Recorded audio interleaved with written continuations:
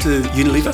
Delighted to have you here today for International Women's Day 2017 to talk about gender equality and why it's so important for business. You were the Sex Discrimination Commissioner for 8 years and during that time founded the Male Champions of Change with a real vision to change the way things are in Australia and really get boardrooms to move forward once and for all. And maybe we could start with just a simple question, which is really what made you so driven to make a difference? Oh, thanks, Clive. It's terrific to be here at Unilever, particularly on International Women's Day. I think really when I think back about where the genesis and the spark for stepping up on gender equality came from, it's probably part of my family experience, to be honest. I mean, I grew up in a very feminist family. Even the dog was female, Clive. So, so I think that was the world that I lived in. And I do remember, though, one particular event. My twin sister and I used to work at my father's surgery. He was a doctor. And we used to pick up patients from the hospital and drive them back to the surgery. I remember one day putting this woman into the car. She had all her drips and everything. And we're driving along and she says to me, "Oh, tell me, do you have any brothers or sisters?" And I said, "Yes, I've got 2 sisters." And she just looked at me, she said, "Your poor father, no one to carry on the family name." And I just couldn't believe it were people who thought like that. So I was going to dump her out with the drips then and there. But I think it was probably the first time in my life that I realised that for many people, men and women weren't equal. As part of that picture, that would always be part of my life calling. If you looked at Australia today and you had to draw up a report card, in a sense, corporate Australia today, or how are we doing? I think we really have made significant progress, but sometimes I just think our pace is still way too slow.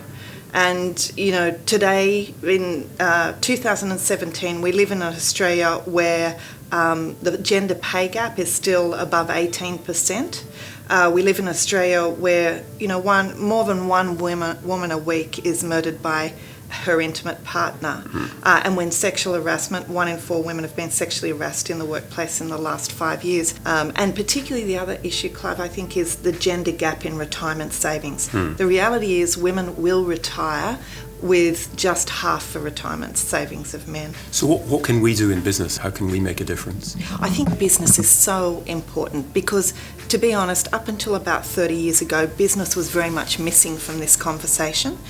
But when women have economic power, they have power over how they, their choices and how they spend their life. And women, I think, in business can actually help women develop strong economic independence. But not only that, work gives us a sense of identity. And to work in cultures, and I put Unilever in this category, cultures that are inclusive, that actually have gender equality as a priority, they're the organisations that are going to attract really top female talent. So that's actually very consistent with what we're seeing with our Unilever Sustainable Living Plan. So we set a very clear target that by 2020 we want to be a fully gender balanced organisation. And here in Australia, for instance, today we're about 48% female in our management ranks. Now, as you move up, that does drop off, and certainly there's a lot more to do. If I look at my own leadership team, it's about 1/3 female, 2/3 male. So clearly a lot more work to do to get to that 50%. So another part of holding leadership to account in this space is actually to think about and review gender equality in the same way as we do for our business results. As a leadership team, we're constantly reviewing how we're doing on the business program. Are we delivering what we said we'd deliver? And do we have the plans in place for the future? But then why aren't we doing that today for gender equality? And that's my commitment, is as a leadership team, we're going to start doing that exactly the same way as we do for our core business results. No, that's excellent. I'm also interested to see that within the organisation you're doing a lot of things. Be interested to hear how that's all going. We're very proud of the fact that in our own business there is no pay gap, and we report that every year through the Workplace Gender Equality Agency. So we've been for a number of years now on pay equality, so we're excited about that. Yeah. And the other one I would mention is on domestic violence. Yeah. In fact, we're very proud to have launched our own domestic violence policy at the end of last year, because we totally recognise that domestic violence is a workplace issue, and no company is immune to it. Last year for International Women's Day, we declared all roles flex without any exception across the totality of our organisation. And I have to say that the uptake has been quite significant, Right. but maybe those I'm most excited about are seeing job shares. Yeah. And we've seen them come up in areas that traditionally in our organisation it wouldn't be happening. So we've seen job shares come up in our customer development, so sales Right. area. We've seen job shares come up in supply chain also, which aren't necessarily the most obvious ones. And it's inspired, I think, real opportunities across the organisation.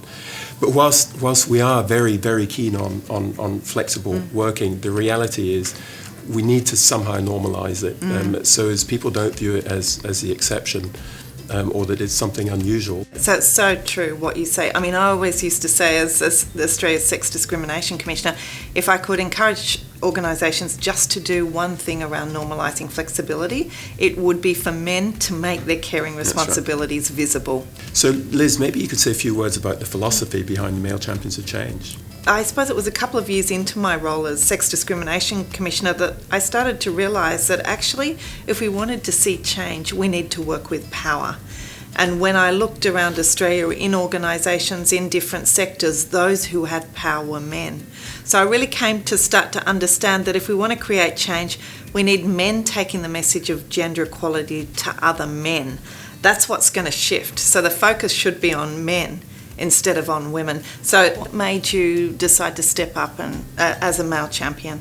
I'd actually start with the personal why it's important to me. As a father of 2 daughters and a son, I certainly don't want to see my children grow up in the same world as I grew up in over the years. In reality, I actually benefited from inequality. If I look back on my own career, Sophie, my wife, made some choices to stop working, which clearly benefited my career.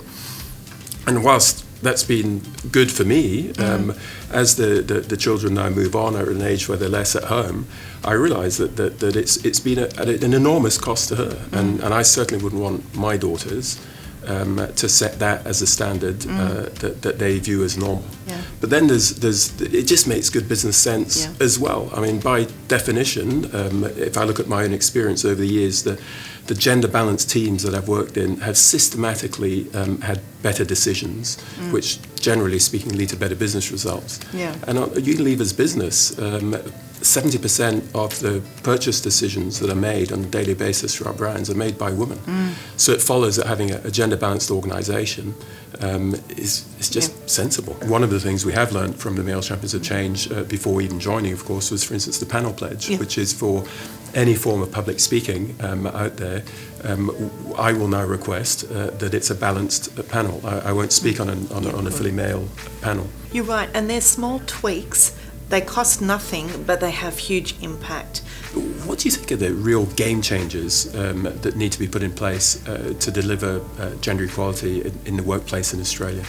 Yeah, I think those that are really making strong progress, there's a number of things about them. Firstly, they don't come from a let's fix the women perspective. They come from a perspective which is clearly let's change the system so that both men and women can thrive equally. So those organisations that adopt that mindset would then say, okay, we need a target.